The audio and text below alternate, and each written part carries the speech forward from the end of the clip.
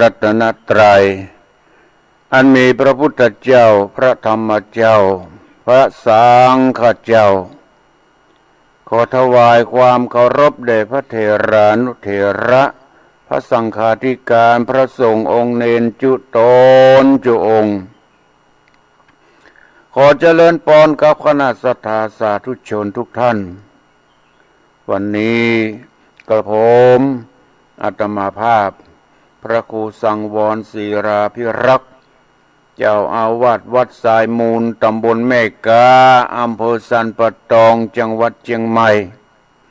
ก็ได้มาพบปะกับคณะสัทธาสาธุชนทั้งหลายในวันนี้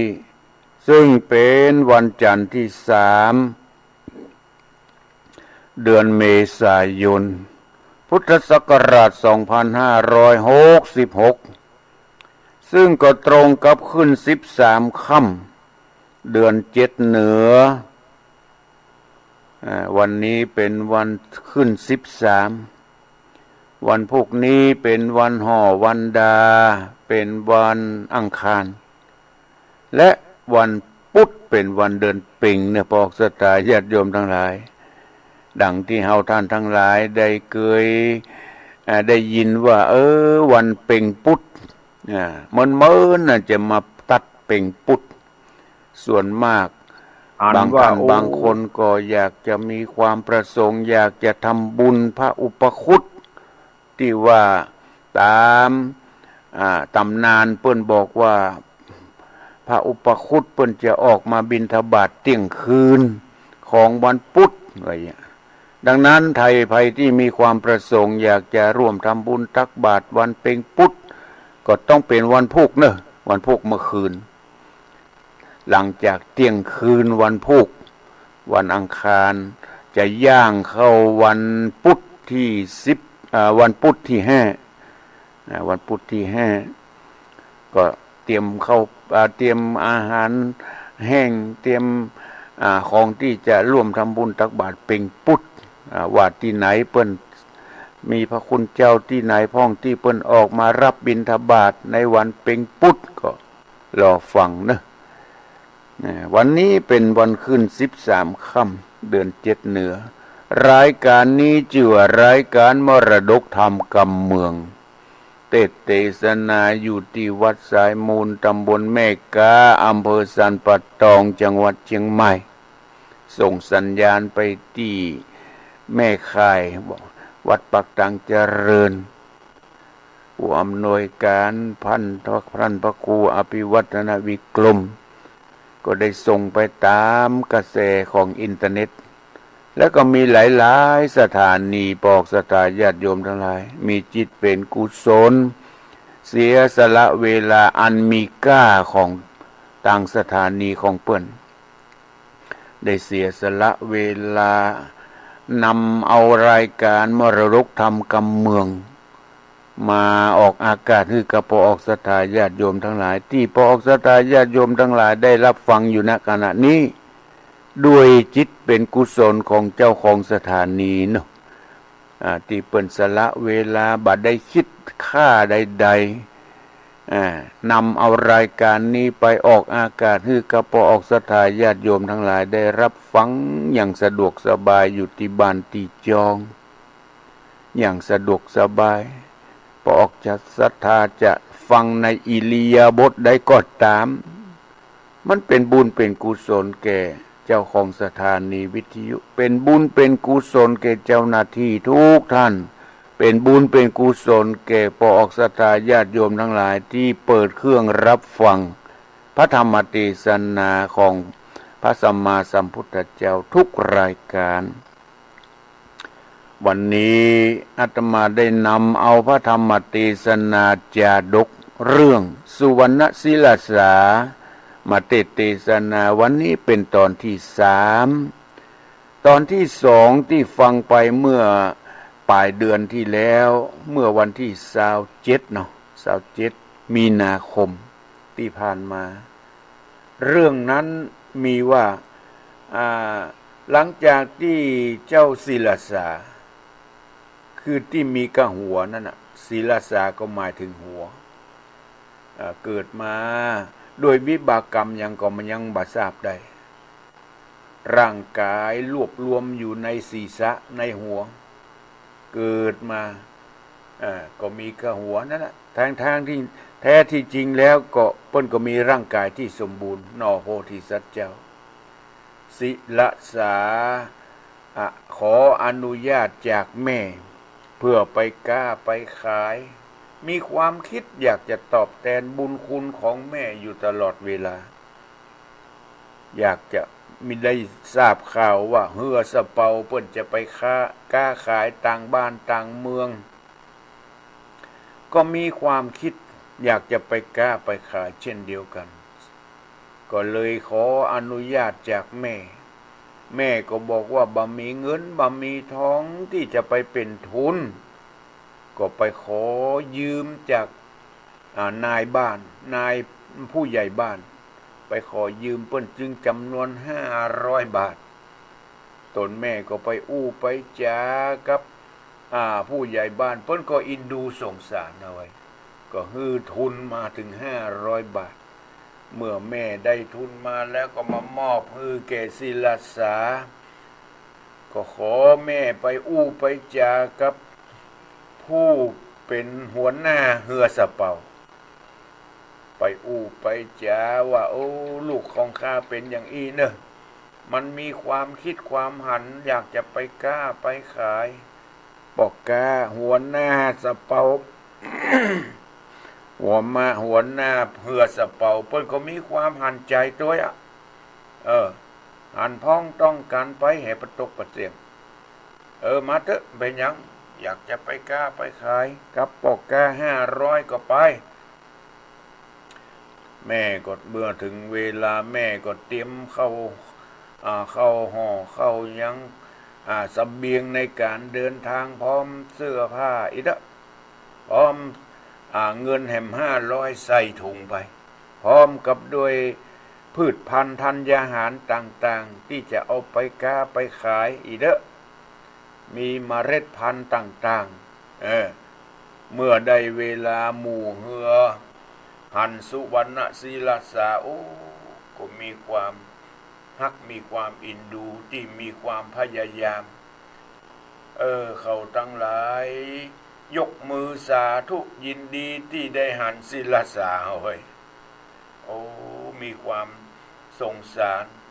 แล้วก็มีความพยายามที่จะไปกล้าไปขายแม่จันทานมีความโศกเศร้าเสียอกเสียใจที่ลูกจากไปกล้าไปขายแม่ก็นึกว่าจะยินดีเพราะความฮักอีก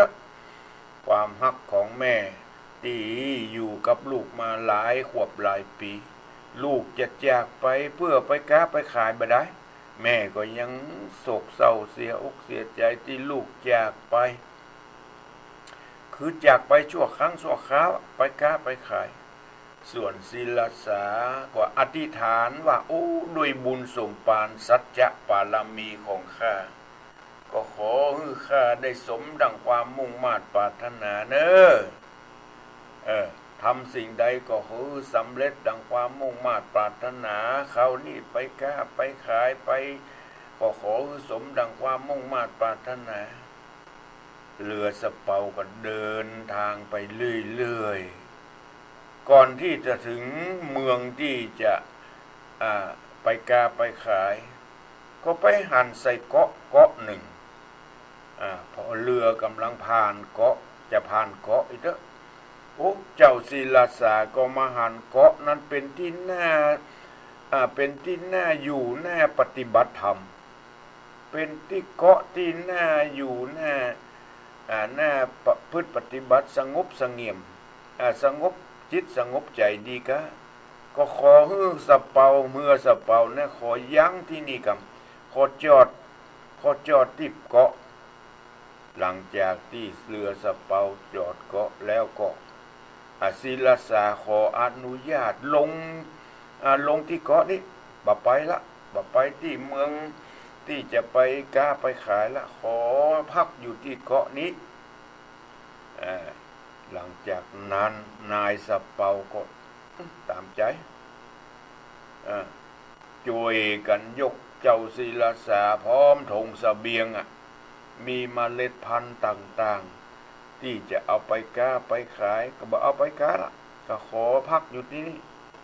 เมื่อนายสะเปาส่งเจ้าลงเกาะเรียบร้อยแล้วก็เดินทางมุ่งหน้าไปสุวรรณภูมิต่อไป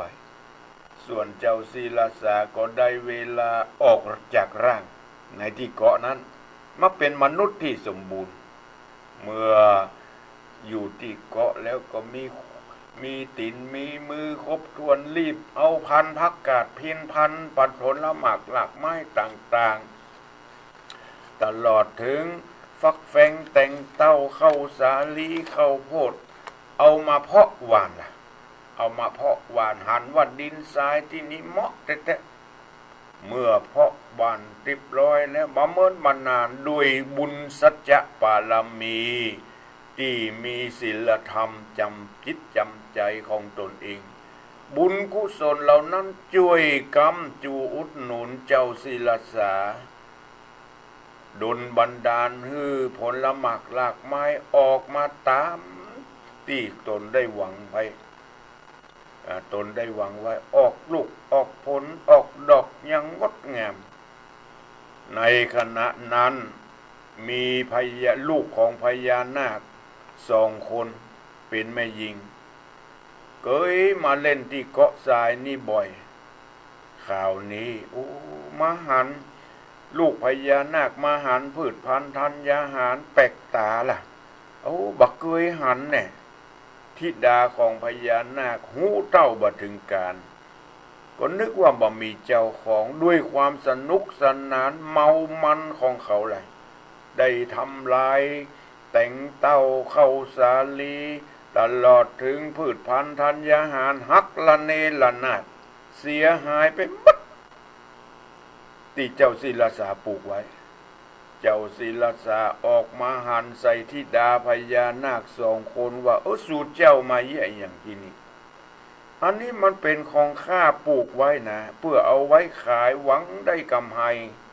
เจ้ามาทำลายเฮาของเฮาหมดเสียหมด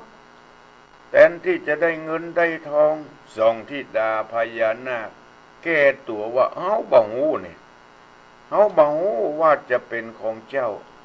ข้าก็มาเคยมานี่เป็นประจำบ่เคยหานไผนี่ขอโทษเด้อขอโทษโดยขอสุมาเถอะเด้อข้าบ่ฮู้ขอพี่เจ้าจงยกโทษให้ข้าเด้อพญานาคขออภัยนึกสภาพที่ตนได้กระทำไปขอโปรดอภัยให้ข้าพเจ้าเด้อเจ้าลูกที่ไหนมานี่ขอบอกให้ข้าโดยเจ้าศิลาสาผู้ถือสัจจะปารมีบอกให้เจ้าพญานาคลูกพญานาค2 ตัวให้ฟังด้วยความจริงเอาคือศิลาสาแม่คือจันทานอยู่เมืองปาราณสีจันทคามบ้านป่าติดมากับเหือสะเปามาพักอยู่ที่นี่และปลูกผลหมากรากไม้จะเอาไปขายเพื่อได้กำไรมาเลี้ยงแม่2 พญานาคได้ยินได้ฟังเกิดความสงสารศิลาสา2 นาคีกลัวเป็นบาปเป็นกรรมกลัวเป็นบาปเป็นกรรมแต่เนื้อใจบดีขออภัยข้าถึง2เนี่ยจะมาใจแต่เนื้อเขาของ2ก็ปิกไปยังบางเมืองบาดาลก็ไปคือพ่อแม่ฟัง2 นาคีได้ไปลงไปเมืองบาดาลไปเล่าเหตุการณ์ที่ตน2 พี่น้องได้ทำความเสียหายให้กับศิลาสาที่บนเกาะทรายพ่อแม่ได้ฟังแล้วบ่สบายใจบอกลูกทั้ง2สู่เจ้าทั้งหลายได้ทำบาปทำกรรมทำเวรไว้นักนี่เป็นบาปเป็นกรรมกับลูกกับหลานต่างที่ดี สู่เจ้าทั้ง2เนี่ยไปขอโทษขออภัยแล้วเอาเงินเอาทองไปใช้แต่เพิ่นเอาเงินเอาทองไปใช้แต่เพิ่น ลูกทั้งสองก็ได้นำเอาเข้าของเงินทองเป็นเงินเป็นทองถึง216 โกฏพ่อแม่บอกว่าเอาเงินไปสิ216 โกฏกับตังแก้วแฮม7 ประการไปใจแตนเปิ้นถึงจะพ้นกรรมพ้นเวรตนพ่อตนแม่ได้สั่งให้ลูกทั้งสองได้กระทำส่วนนาคอันเป็นลูกทั้งสองก็รีบรวบรวมเงินทองถึง218 โกฏพร้อมด้วยแก้ว7 ประการเอาให้ลูกทั้งสองไปใจไปแตนให้ลูกทั้งสองรีบไปให้แก่เจ้าของสวนเรื่องราวของศิลสาพวกที่สองก็จบลงเพียงแค่นั้นพอสตาญาติโยมทั้งหลายก็ติดตามรับฟังในตอนที่3เป็นลำดับต่อไปในตอนนี้วันนี้ก็มีแม่บุญรัตน์สมจะ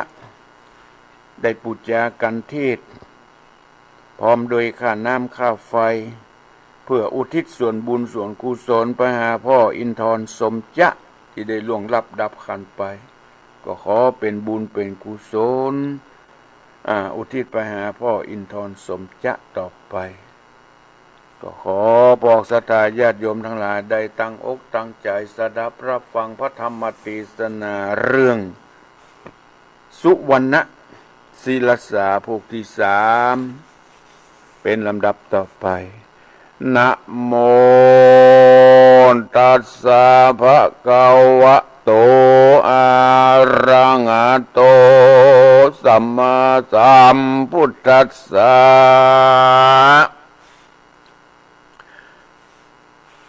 อนุสนธิตติยะธรรมเทศนาสุวรรณศีลสา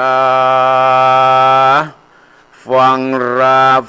ละตั้นตั้งหลายตั้งยิ่งใจหนุ่มเทาได้ฟังข้าวธรรมผัดเจ้าผูกทวน2จบไปแล้วมีใจผ่องแผ้วจื่นเจยบานบัดนี้มาถึงผูกทวน3แถมลาว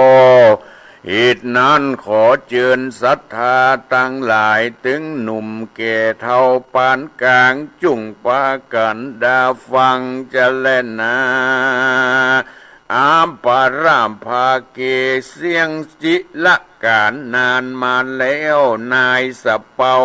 500ถึงสุวรรณประเทศเดินเขตกงกาเขากดหยอดนาวาน้อยใหญ่ที่ริมใกล้ฝั่งสะกอนคนก็เดินจรสอดล่าซื้อสินค้าที่ในเหือเนืองตั้งเนืองเหนือใต้ตกออกตั้งบ้านนอกและในเวียงเขาส่งเสียงมีกองเสียงเป่าร้องเดือดเนืองนันยามตาวันเด็ดกาซื้อสินค้าหมู่นายเหือสะเปา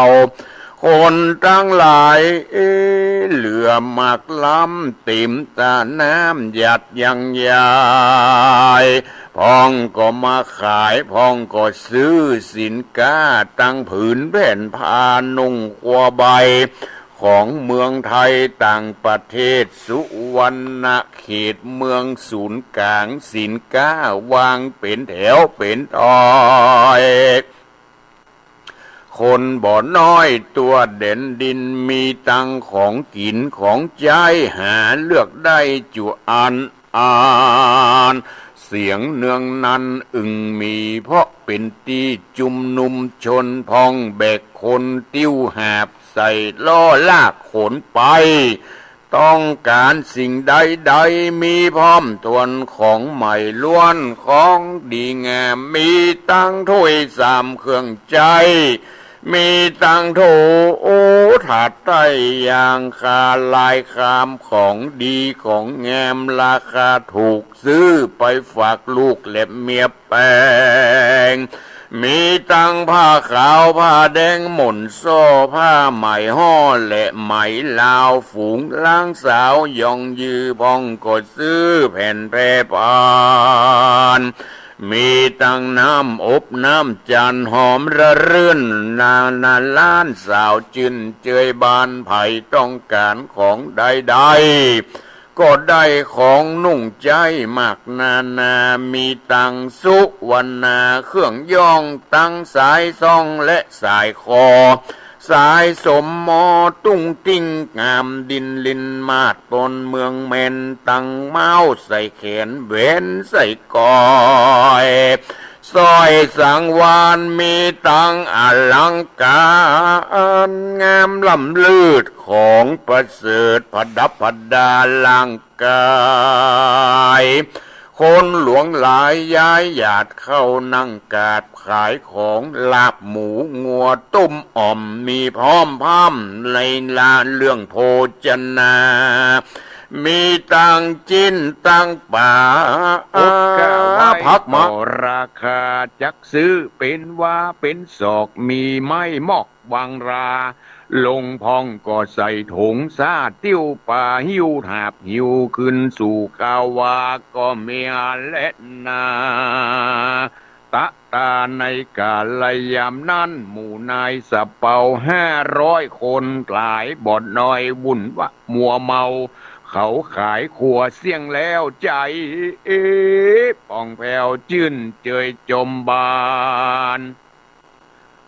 เขาจัดการเรือออกจากปิกจากปอกสู่ปาลาเขาแต่งดาเก็บเมียดซา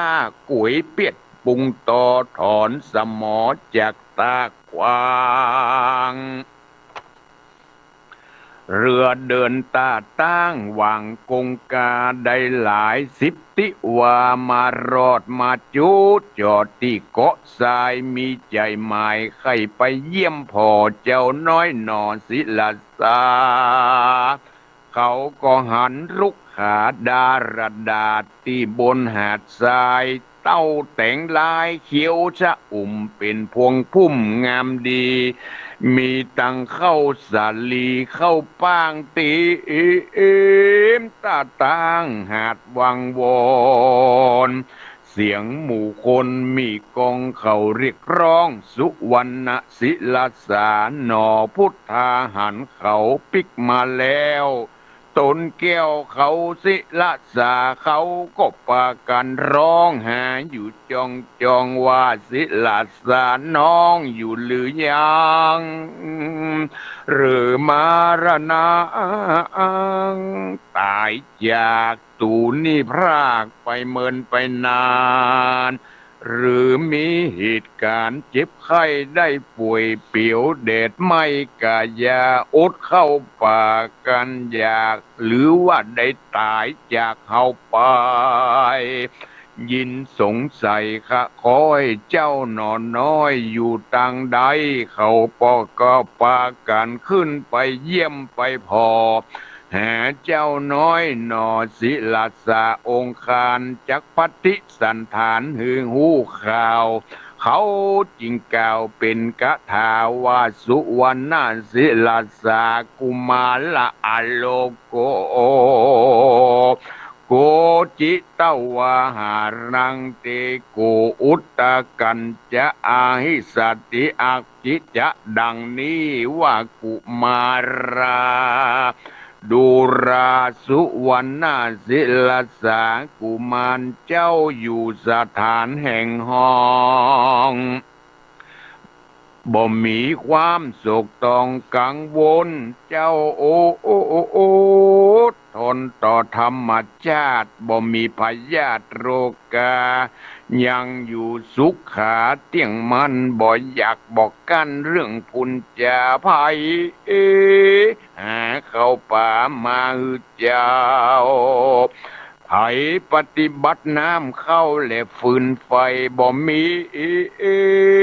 ไปขึ้นลองบ่มีไผต้องเตี้ยวใจตูข้ายินอะไรข้าคอยนึกว่าเจ้านอนน้อยมะละนาไปเจ้าจักตอบ กรรมไปกับปอกกาจิงกล่าวเป็นกถาวาตาตะนาวิกะหังนิโยสุขิโตปุญญาดังนี้ตาตะข้าเดนายสะเปาผู้ยิ่งใหญ่เป็นจ้อมเป็นจอมมิ่งนาวาได้อุปการะข้ามาแต่ก่อนบุญตั้นตั้งหลายบ่หอนสูญหายข้ายังบ่ตายมวยมอดอยู่โดยปลอดภัยมานบ่มีเหตุการณ์เกิดไกลการเจ็บการไข้ก็บ่มีมาข้าอยู่สู้กราบเตียงเต้าก็ด้วยบุญก่อนนั้นหากนำมาเลี้ยงอัตตาด้วยบุญเต่าอันเหตุนั้นจริงอยู่สวดสันดีและนาตันเฮยเจ้าก็ปูชาต้านตอบหมู่นายห้อยจุคนตั้นบ่มีกังวลโศกต้องตั้งลูกน้องหมู่คนงานก็อยู่สุขสำราญเจริญลาภ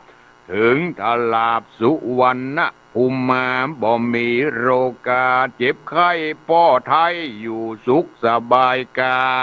นายนาวาตอบถอยกับหนุ่มน้อยศิลาศาสตร์ตูไปถึงสุวรรณแดนเขตต่างประเทศเมืองกายบ่มีโพยภัยสักเยื่องบ่มีเรื่องอันตรายสุขสบายยิ่งล้ำขายของขายครัวจนเสี่ยงซ้ำจริงปิกกลับมาเพราะอะไรหาศิลาสานอดน้อยกัวเจ้าต่ำก้อยอยู่ที่เกาะทรายบุญเจ้ามีบ่ตายพ่อไทยหันหน้าแก้วกำพร้าจะเลินไว้เตเนอบัดนี้หมู่ตู่ข้าจะกลับมาสู่เมืองเราคนเมืองเขามาบ่น้อยมี500หมู่นาวาเขาติดตามเรามาจุโพเขาอู้ฟู่เดือดเนืองนันเขาได้รับรางวัลกระจางบางพองอ้างถึงเงินทองพองจักซื้อของไปต้อนฝากกู้ซ้อนและเมียแปลงพองจักซื้อเนื้อไปแกงหลับซาพองจักซื้อแผ่นผ้านุ่งขวใบพองก็อะไรถึงพ่อถึงแม่คิดเผื่อแผ่ลูกปุตตาหันปอมาเล่นตอนจ๋าอึดอ่อนว่าปอเรามาจักซื้อจิ้นป่าไปฝากจากเพราะได้จากไปกาไปขายมาเมินนานพองมีหลานพองมีลูกใจพันผูกอะไรเขาตั้งหลายอู้ม่วนสนุกม่วนเฮฮาส่วนศิลาสานอนเนาเจ้าจะคิดดังลือจาเจ้าจักอยู่เกาะทรายหรือเจ้าเสียดายแต่งเต่าตั้งเข้าโพดสาลีกำลังเป็นปีเป็นดอกผักไม้ออกงามดีเจ้าจักหนีลาจากละเกาะนี้หากมองได้หรือจักเอาไปขายไปนาหมู่แม่กาบ่มาตึงเจ้าบ่กึดถึงตั้งบ้านจุงออกตาบ้านตานแก่เราร้านเด็ดโสปิเตสังวัจนังส่วนศิลาสานอนเนาจริงบอกเล่าแก่นายเหือข้าจะกลับเมื่อเป็นแน่คิดถึงแม่จันทานแสนสงสารแม่เจ้าจากกองหาลูกเต้าจุวันยามแม่จักไปถามภายเล่าว่าลูกเต้าอยู่ตังใดหนตังไก่ไปยากล้ำเป็นยานน้ำแม่กงกาขอกะรุณากับพ่อสงสารน้อยหนอบุญธรรม อันเงินคำ216โกดกับแก้วรุ่งโรจน์7ประการเป็นของบาดาลลุ่มไตธิดานาคไทยฮื้อเงินคำเพราะเขาได้ทำกรรมวิบากทกเครือลากเต้าแต่งตังฟักแฝงส่องคาเอาไปคำ เอาไปได้คำทำลายปีนที่เสียดายแต่ใบหักเลี่ยไว้ลนถมดินเขาบอกกินเด็ดกว้างตั้งเข้าป้างเข้าสาลีกำลังเป็นปีเป็นดอกหักย่ำซอกเล่นตามใจเป็นของไผ่บ่อบานเขาบ่ใครถามใครทอง2 พี่น้องลูกนากา เขาจริงเอาเงินเอาคำมาใจแทนเพราะเขาได้ทำลายเงินคำลายบ่น้อยขอหมู่500ช่วยขนเอาไปตั้งเข้าแต่งลายสุกหามเหลืองอารามสุกดีตั้งเข้าสาลีเข้าโพดเอาไปเป็นประโยชน์ที่ในเหือ บ่ท่าเหลือไว้ที่นี่เกาะที่นี่บ่มีคนช่วยกันขนเอาไปเสียงเอาไปเลี้ยงหมู่คนเหือและนาตามมาทางพระกาเซนโตสัทธาอังอาสัทธาสัพพัญญูพระพุทธเจ้า จักสำแดงอัฏฐบาลีสุวรรณศิลาสาแจงพระจริงแสงเทศนาเป็นคาถาวาสุวรรณศิลาสาโรหังนาวังพุทธกัจฉันติดังนี้เป็นต้นภิกขเวดุราภิกขุทั้งหลาย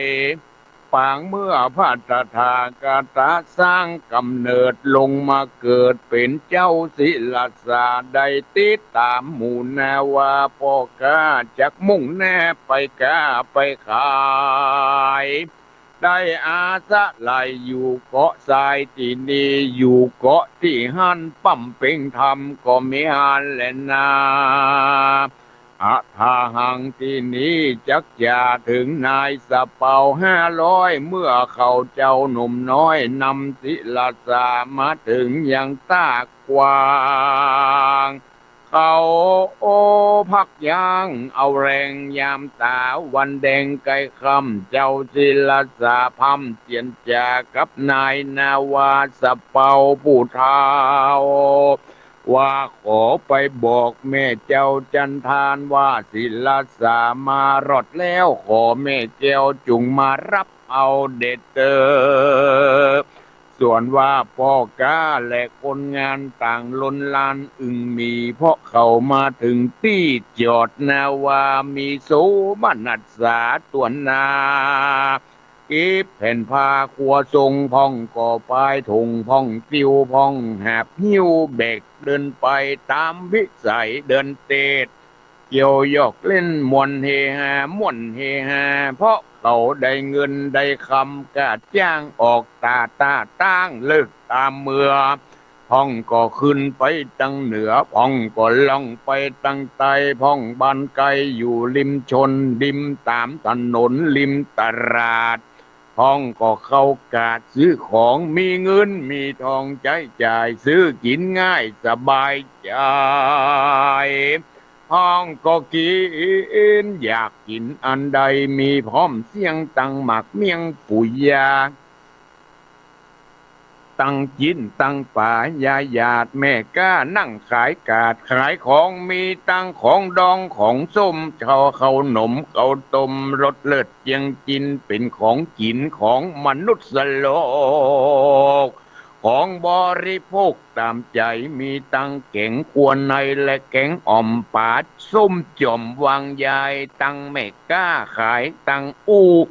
เจิญกินหลับลู่และสุลาโต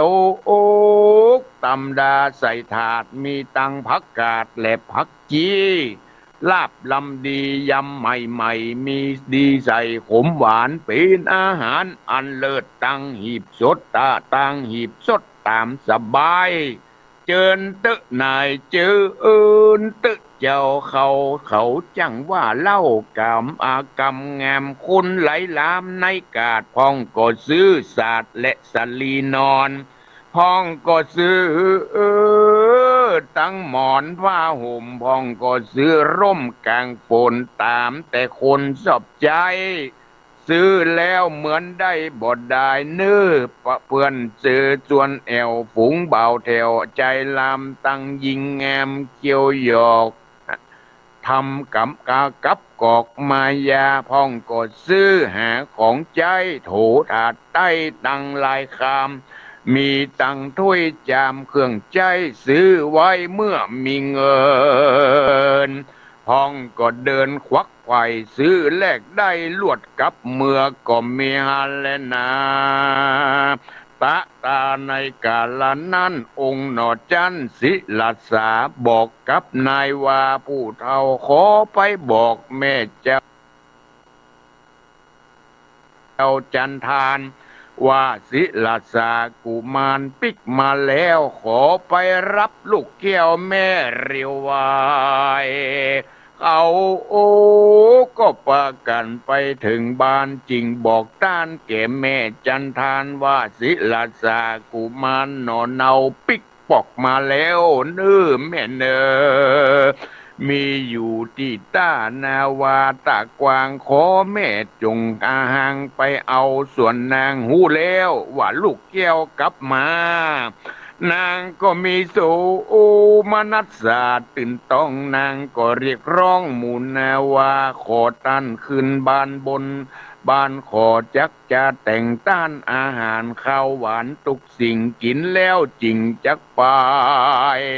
นางก็แต่งดาพาดับพาดาพัดใจเข้าน้ำเลี้ยงหมู่เจ้านาวากันกินพูดจะนาเมียนแล้ว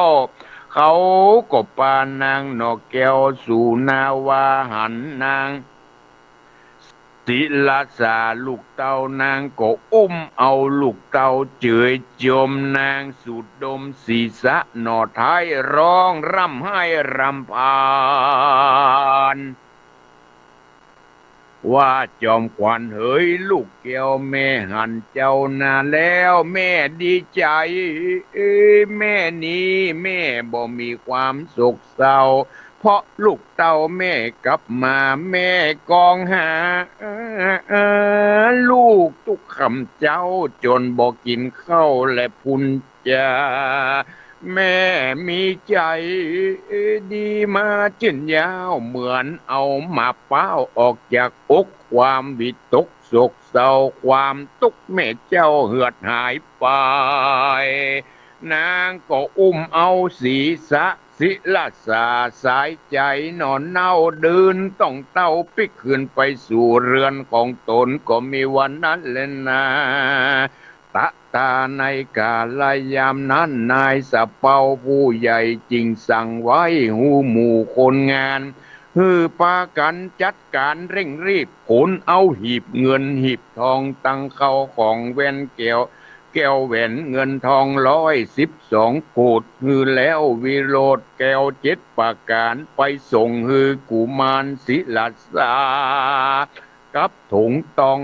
500 บาทอย่าได้ขาดสูญหายคนตั้งหลายพร้อมพังทำตามคำสั่งของนายเรือสะเปาบดเศษเหลือตกค้างหมู่ลูกจ้างแบกขนเอาไปส่งแก่เจ้าศิลาสาที่บ้านก็มีดอยพากาดังกล่าวมานี่แหละนะนิติตังขียาสังวันนาวิเศษ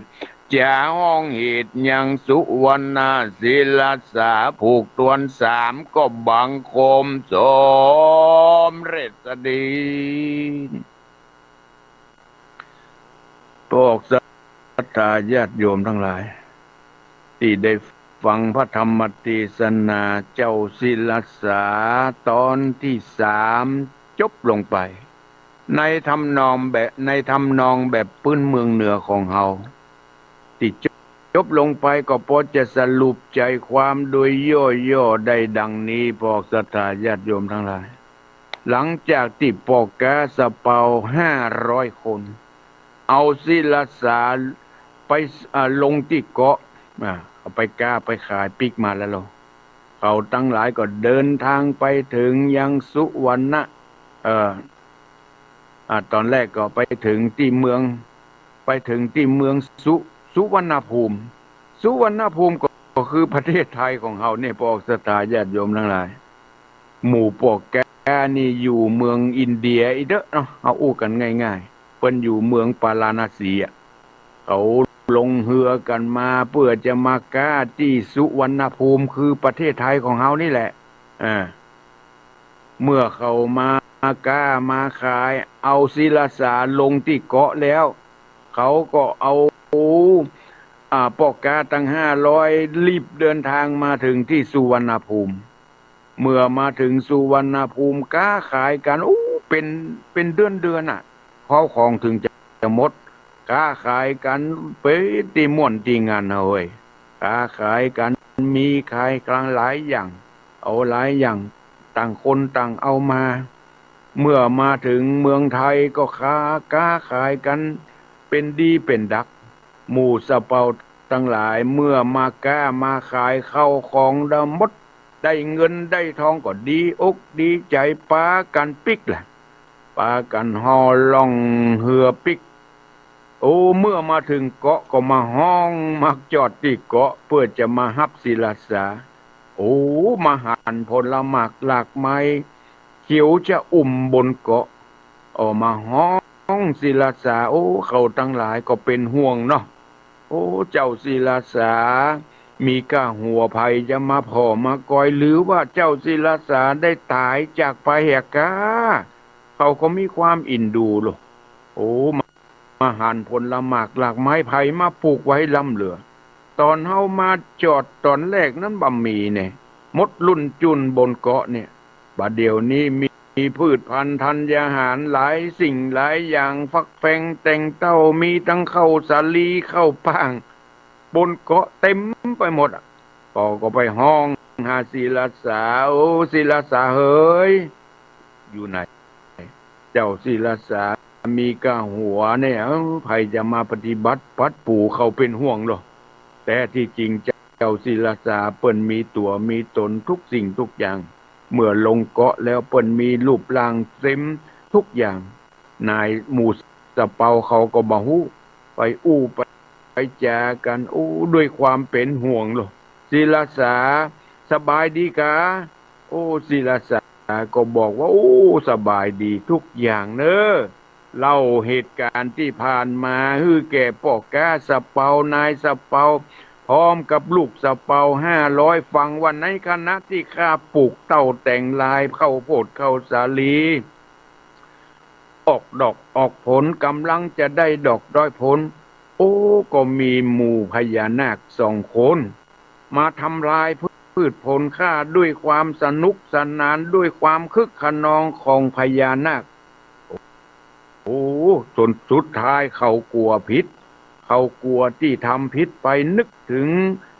ที่เขาได้ทำพิษไปกลัวกรรมมาสนองเขาจึงเอาเงินเอาทองมาจ่ายแก่ข้าถึง216 โกฏพร้อมเงินคำแฮม7 ประการหมู่ปอกกาสะเปาทั้งหลายได้ยินต่างก็มีความอิจฉาในใจว่า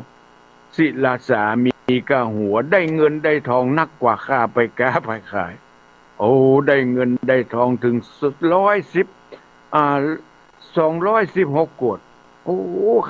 ข้าไปขายเป็นเดือนอันนี้ก็ยังบ่ได้นักต่อแอนหมู่ปอก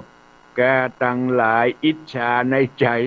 หลังจากนั้นเจ้าศิลาสาก็บอกปอกกาสะเปาว่าปากันคนเอาเงินเอาทองใส่ในเหือกำพร้อมกับข้าวปังข้าวสาลี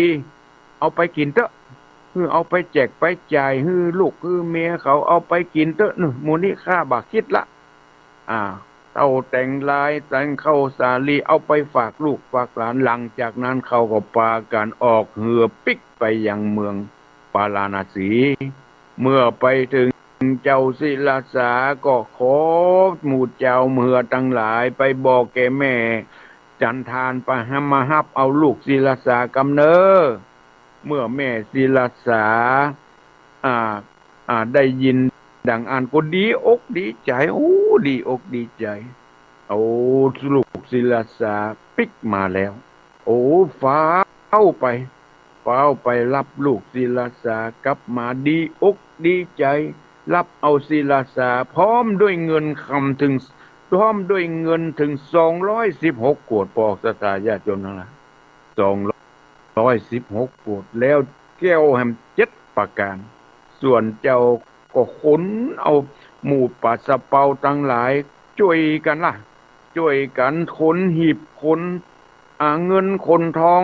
ไปส่งให้นางจันทานไปส่งให้เจ้าศิลาสาที่บ้านจันทานนางจันทานมีความสงสัยว่าเจ้าศิลาสามีแต่หัวแล้วไปได้สิ่งของเหล่านี้ได้มาอย่างใดลูกศิลา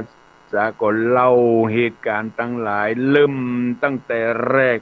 จนถึงสุดท้ายให้แม่ฟังแม่ก็มีความเข้าอกเข้าใจแต่แม่ก็เข้าใจแถมอย่างหนึ่งว่าเจ้าศิลาสามีแต่หัวเนี่ยแล้วไปสร้างสวนสร้างผลหมากรากไม้มาได้อย่างใดแม่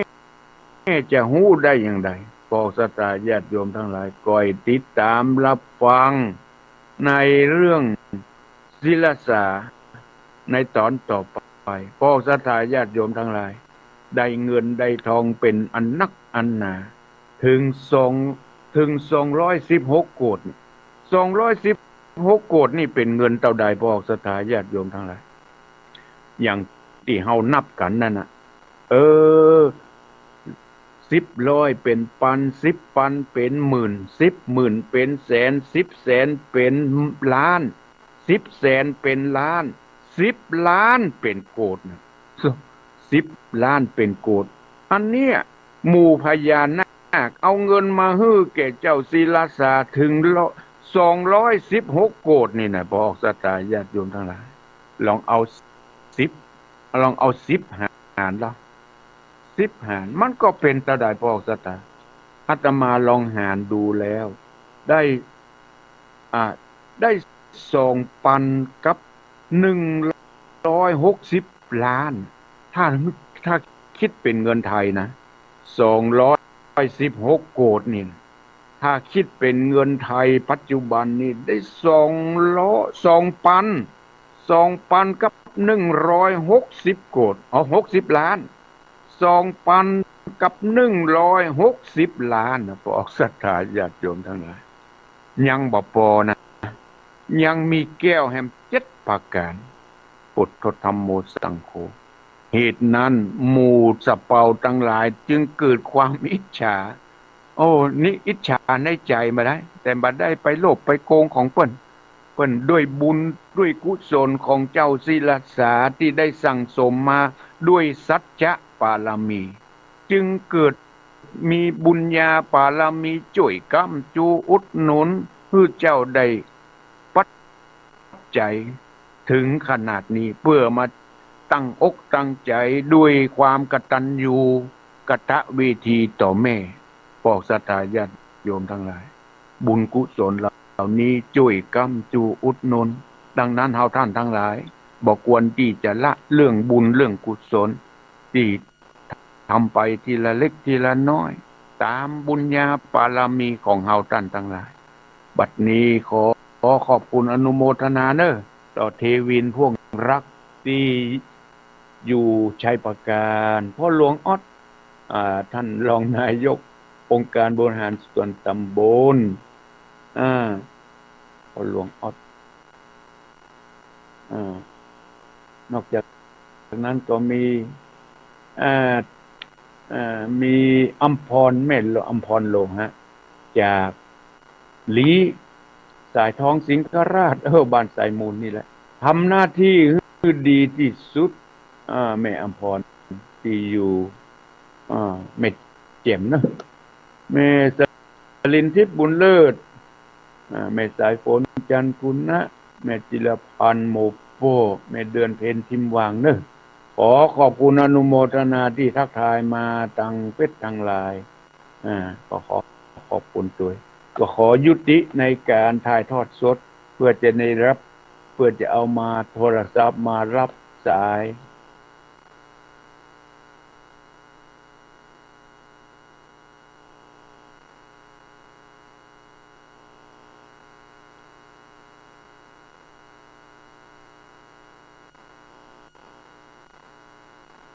ทางเฟซทางไลน์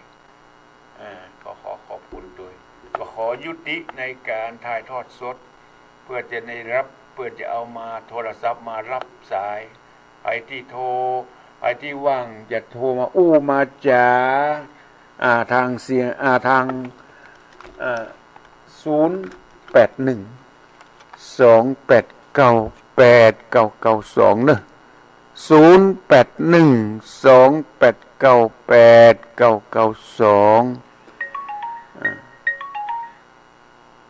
เจริญปอนกราบไหว้สาบารมีธรรมท่านอาจารย์พระครูสังวรครับโอ้น้องเบลก็ฟังอยู่เนาะฟัง104ครับอาจารย์จะเดินทางไปไหนขอให้เดินทางทั้งไปโอ้104เปิ้นถ่ายทอด104เปิ้นถ่ายทอดอยู่เนาะถ่ายทอดอยู่ครับโอ้ขอบคุณเนอะน้องเบลเนอะถ่ายตั้งแต่ต้นจนจะจบนะครับโอ้ขอบคุณเจริญปอนครับชัดเจนเลยครับน้องเบลอยู่เชียงใหม่เจริญปอน โอ้แม่หลวงสายฝนฟังชัดเจนเนาะชัดเจนจ้าชัดเจนทางเฟซทางไลน์ทางสถานีก็ชัดเจนดีเนาะโอ้ขอบคุณแม่หลวงสายฝนจันกุลนะมันน้องผ้าขาวเจริญปอนไม่จ่าเจ้าท่านหลวงปู่โอ้มาจากไหนจากแม่หลวงบ้านบวกอำเภอลีเจ้าโอ้แม่หลวงนี่ฟังตลอดเนาะแม่หลวงเนาะฟังตลอดโอ้วันนี้ฟังชัดเจนดีเนาะติลีอ่ะเจ้าชัดเจนดีเจ้าโอ้แม่หลวงอายุเท่าใดละแม่หลวง89เจ้าโอ้แม่หลวงนี่ชัดเจนเนี่ยอายุ89ละเจ้าบ้านบวกเนาะบ้านบวกลีเนาะแม่หลวงน่าจะมีม่วนมาเนาะโอ้ฟังไปเรื่อยๆเตอะฟังจุดยุบนะเจ้าโอ้ขอบคุณแม่หลวงเด้อเจริญปอนแม่หลวงเพิ่นอยู่บ้านบวกลีเจริญปอนครับพระเจ้าครับท่านโอ้แม่ลีก็มาหามละอันนี้แม่จองเนาะครับแม่จองนี่อยู่ทางเหนือก็ว่าทางใต้บ้านบวกต้องขึ้นมาทางบ้านศรีวิชัยบ้านปางอยู่ทางบ้านปางเพอยู่ทางเหนืออยู่ทางบ้านปางบ้านแม่จองอีกอ่ะบ้านแม่จองครับแม่จองนี่บ้านแม่จองตำบลศรีวิชัยลีตำบลเดียวกันบ้านปางเนาะขอบคุณเนอะครับที่เป็นผู้ป่วยที่เตียงท่านกะป้อเนี่ยก็ป้อสุทนครับป้อสุทนอยู่บ้านเนี่ยก็บ้านแม่จองครับบ้านแม่จองป้อสุทนบ้านแม่จองเนาะขอบคุณเนอะบ้านแม่จองครับตำบลศรีวิชัยลีครับขอบคุณเนอะครับวางเป็นประจำทุกวันจันทร์นะครับขอบคุณเนอะเจริญปอนพ่อสุทนครับเจริญปอนไว้สาครับฟังชัดเจนดีเนาะพ่อบุญธรรมชัดเจนดีครับขอบคุณพ่อพ่อบุญธรรมสั่งคำฟันบ้านน้องบ้านเนี่ยก็พ่อบุญธรรมบ้านโป่งหนองครับบ้านโป่งหนองเวียงปะเป่าขอบคุณเด้อครับพ่อบุญธรรมแม่บุญแม่รัตนาสังคำฟันขอบคุณเจริญปอนไอ้จ๋าพระคุณเจ้าในฟังอยู่เด้อแม่ยังก็แม่เลื่อนแสนแม่เลื่อนแสนตัววังเหนือเนาะฟังชัดเจนดีเนาะแม่เลื่อนชัดเจนดีฟังไม่ชัดแต่ฟังงั้น 90เจ้า 90ที่แม่ขจานพี่น้องอ๋อขอบคุณเนอแม่เนอแม่เลือน เจ้า บุญรักษา ให้กำลังใจเนอะ อยู่ดีมีสุขเจริญปน เจ้าแก่พระเจ้าเจ้าท่านพระครู แม่ สุขเกี่ยวศิลพร แม่ สิ สุ ท ก ธิ์ แก้ว บ้านห้องละปูนเนอะ โอ้แม่สุกแก้วฟังชัดเจนดีเนาะ ชัดเจนดีเด้อขึ้น โอ้ 98.75 ดีละ วั ฟั ด ง ห้วยสองซากนะเจ้า โอ้ขอบคุณเนอแม่สุกแก้ว สามประเด็นนี้ผูกต้นสามแล้ว โอ้ เนาะ ต้น เจ้า 3แล้วยังมีแหมหลายพวกอยู่เนอะ เจ้า ฟังไปเรื่อยๆ ตลอดเด้อ เอ เจ้า อบุญรักษา เจ้า บุญรักษาอยู่ดีมีสุขเนอะแม่สุ จาก ก ไว้ แก้ว สา เจริญปน เจ้าไว้สาเจ้าทานชัดเจนดีเด้อเจ้า แม่ เสียง สี ปากเป้าชัดเจนดี แม่สีดาบ้านหนองบัว เวียงป่าเป้าจะฟังเชียง มา ราย แล้วป้องกันวันที่เก้าเด้อ เออวันที่เก้าวันที่เก้าปะกันเนอที่วัดเหล่ามนทาอำเภอดอยหล่อเนอวันที่เก้าขอเชิญชวนศรัทธาสาธุชนมาร่วมสักเก้าดำหัวเนอวัดเหล่ามนทาอำเภอดอยหล่อใกล้ๆกับวัดปักทางเจริญนั่นแหละปอกศรัทธาญาติโยมทั้งหลายเจริญปน จับไว้สาท่านผู้ โอ้แม่มาจากลำปางนี่ จับแม่สิกุล แม่สิกุล บ้านหนองลัง โอ้ ตำบลเป้าอำเภอเมียงจังหวัดลำปาง โอ้ขอบคุณเนอะแม่สิกุลเนอะแม่สิกุลขอบคุณเนอะ ชัดเจนดี เออขอบคุณเจริญปน